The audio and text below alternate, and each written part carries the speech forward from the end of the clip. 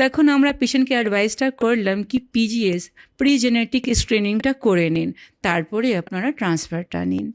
এইটা হয় যখন মহিলাদের বয়সটা 35 থেকে বেশিটা হয়, তখন ক্রোমোজোমাল প্রবলেমটা প্রায় এমব্রিওর মধ্যে চলে আসে, তখন হ্যাঁ তখন তাই এইসব 5টা গোল্ডেন রুল আছে 100% আইভিএফ সাকসেস করার জন্যে।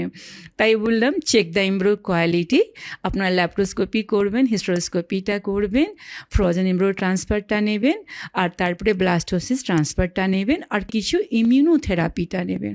এখন মার্কেটে লেটেস্ট কিছু ইমিউনোথেরাপিটা এসছে, এইসব নিয়ে আমরা দেখছি 100% আইভিএফ সাকসেসটা হচ্ছে। তো নির্মাণা আইভিএফটা আমরা এইসব বেসিক প্রসিজারটা করছি ট্রান্সফার করা আগে। Evaluate the tubes, evaluate the uterine cavity, budget friendly আইভিএফে। আর এইটা হচ্ছে frozen embryo transfer, no HHS, যে ফ্রেশ এমব্রিও ট্রান্সফার নিয়ে এটা হয়, আর উনি 100% আইভিএফ সাকসেসটা পাচ্ছে। বেশ।